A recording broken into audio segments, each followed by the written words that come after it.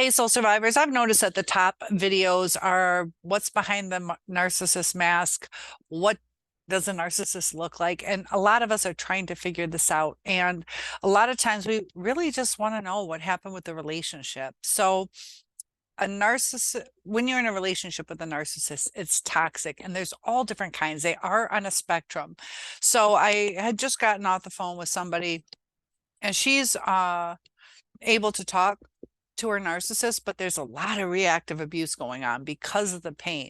And that's where it stays toxic. So we either start having coping mechanisms sometimes, maybe drugs, alcohol, overeating, or not eating, different kind of things where we're trying to soothe our pain to where we need to be stronger than that. We have to take care of ourselves, and it's easier said than done, but that's where the healing process happens. We have to accept what happened and let it go. Easier said than done. But with the narcissist, a lot of them will do the future faking, the gaslighting, and get you all confused, word salad, to where it is a toxic relationship and it starts causing brain damage, and we start reacting to all this crazy stuff that's going on in our heads. We have brain fog with the projecting. We start wondering, is it my fault? And then we feel guilty for the reactive abuse that we might put onto our narcissist. And the whole thing starts turning toxic.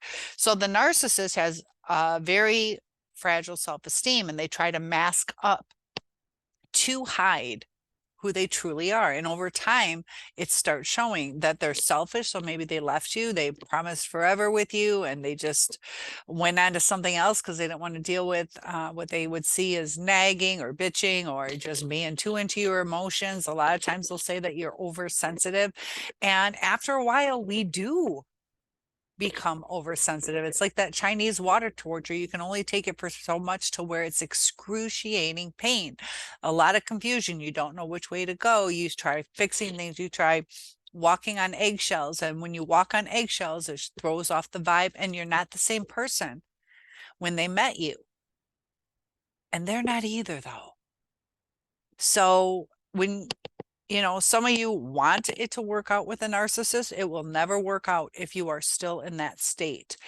If it's going to be a healthy relationship, they have to work on themselves too. But a lot of times the narcissist doesn't want to do that. Sometimes they may, but we also have to remember certain triggers cause somebody to kind of erupt.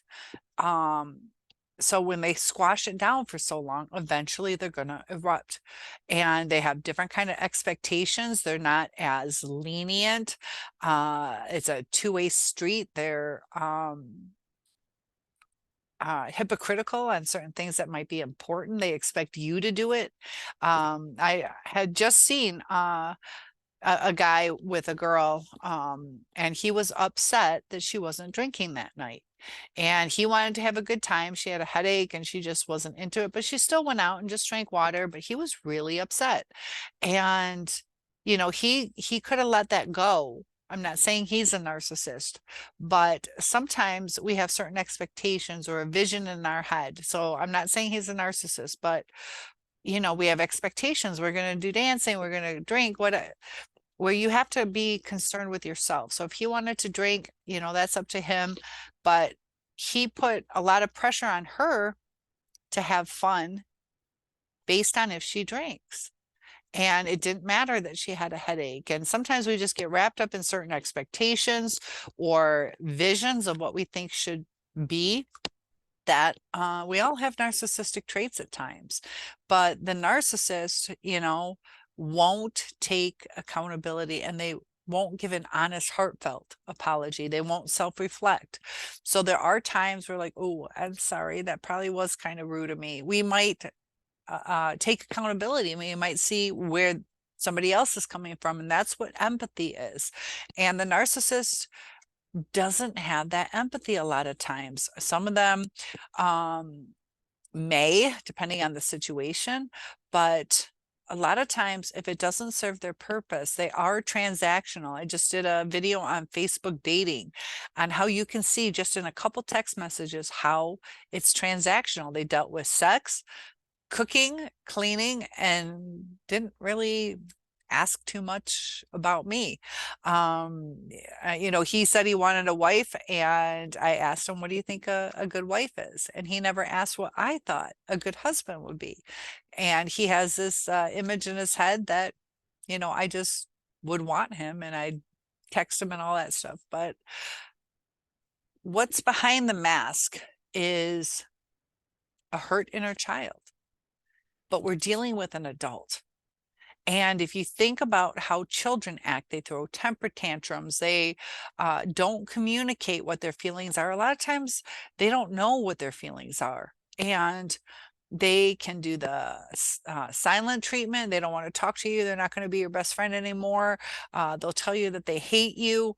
They'll throw things, break things. And that's what the narcissist does. Children lie. They don't want to get caught. Sometimes it's for fun. Sometimes it's to avoid getting in trouble. But the narcissist, over time, they learn how to lie more effectively, because they've been through, ever since they were a child, all the lies, and they see what works, what doesn't work. They learn different techniques. That's why sometimes when they go to counseling to find out how to be a better narcissist. You know, and it's interesting, the different careers that have a higher narcissistic rate. It's the need for power, the need to be adored, the need for control. And, you know, what makes it difficult is, a lot of times, let's say you have an agreement, like, you know, you can decorate, but I still want to bring in my seasonal stuff. And they're like, that's fine. But then you set up a Christmas tree, or whatever you guys do, Star David, all these things. And then they start getting angry at that. And you're like, but that was the deal. And that's that future faking. And then they have resentment towards you for taking advantage of the deal that you had. They make promises, so you count on them, and then they let you down. That you are like, is this a relationship that I signed up for? The way that they text a lot of times is really weird. They'll read your text, but they won't get back to you. They'll promise to call, and then they won't. And it starts to get confusing, to where you start questioning how much they're into you. And then they bring you gifts sometimes, or they blow up your phone and tell you how special you are, or they make up certain excuses. And sometimes they're the truth, sometimes they're not. So you're like, I don't know what to believe. And then it starts changing who you are, where it's like, do I need to stalk this person? Do I need to you know, check messages and this and that? And you're just having a toxic relationship where the trust is gone. So what is behind that mask is, a lot of times people are comfortable when the emotions match what the person is feeling. So if you are feeling happy, it's fantastic when you're around somebody who's excited and happy. It elevates your happiness. You guys feed off each other and build each other up, and it's the best time ever. But if you're sad, you know, you don't want your person, like I had one lady, I told her I had a miscarriage, and she's like, oh, and it was like, I didn't expect her to have like 1,000% compassion, but not to be like, oh, good to hear that. I haven't seen you in a while. It's like, I kind of felt awkward. And I know she didn't really listen to what I had to say, but it was not the right time not to listen. People get wrapped up in themselves sometimes, or they don't listen to what somebody is saying. And, you know, it hurts people. And sometimes if we're going to ask, how are you doing? Or what happened? You know, how's the baby? Things like that, that we really listen and we react the appropriate way.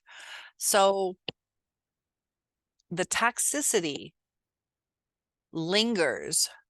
Narcissists move on pretty quickly. They don't take things as deep to heart because of the defense mechanisms that they've built up. But a lot of us haven't built up those defense mechanisms. We're not used to that type of treatments, and it is damaging us, and we don't like it. We want to take a stand against it. And it's just this vicious cycle of confusion. And, you know, like I said, it causes brain damage, and it affects people so deeply. the vibrations, if you are to stay with a narcissist, you guys got to get back to what you were when you met. But the thing is you were genuine, but the narcissist wasn't. And that is very difficult for them to uphold because they're not living their true life. And they have different kind of expectations that they need perfection. They need, and perfection as far as getting what they want. They don't want to hear no. They don't want to compromise. And it starts to feel like, is this a partnership? Sometimes you might feel like a slave. You might feel unappreciated, unheard. And it starts to make you feel like, am I even here? And then you get yelled at sometimes, or hopefully not physically or sexually abused, but every narcissist is different. But the patterns of gaslighting, silent treatment, ghosting, breaking up, getting back together, love bombing, all of that is interesting how they all have that in common. So you can take the studies on their willingness to go to counseling, to self-help and heal, to reflect, but it's like a foreign language to them. And I've even heard like, I don't get it. I don't get it. Or what's the big deal? Or why don't you just move on? Like, duh. They don't get the downtime. They don't get the need to heal. And without that self-reflection, or sometimes, pain brings about change. So sometimes there is a mortification, which is something so devastating that they have to change, that they have to realize. So a lot of times nothing will change unless there's a mortification. But by that time, is it too late? Some people stay and work things out after somebody cheats. Some people, it's a deal breaker. And there can be other things too. You punched me. I'm not going to stay with you anymore. That's a deal breaker. We have to be safe. I've done a video on a friend of mine that was shot and killed by her husband. And did he love her? It seemed like they were happy. They just had, I think she was 8 months old. They had a little baby. And this should be the happy time of their life. But he had to control everything, had to have her home. He was insecure or maybe agitated. I don't know how the baby was. The baby might have been asleep or crying. But even when things are good for a while, know who your person is. Know what they are capable of. Did he expect to kill her that night? I don't think so. But knowing him, he was probably drunk. So be cautious on people who drink too much, and people's ability to handle anger, because you need to protect yourself. And I know a lot of us still long to be with our person, but I see a lot of people doing the reactive abuse, so it keeps it toxic. So even if the narcissist at that time was trying, a lot of times it gets cut down. But when you are trying and you're healing, doing things the right way, a lot of times the narcissist takes advantage of it. And the cycle just continues. They don't step back and appreciate it. They can nitpick or try to get you to do more.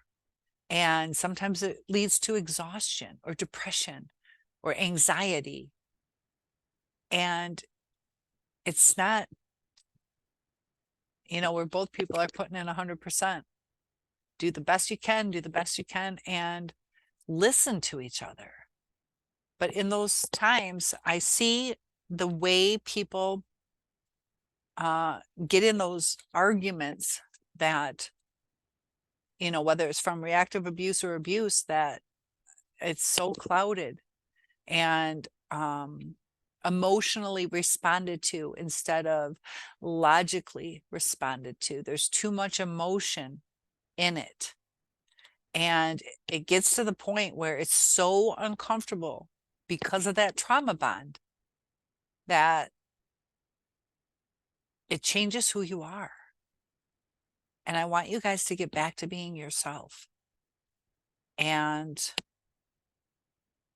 if you are struggling, let me know what you are struggling with, or if you're confused on certain things.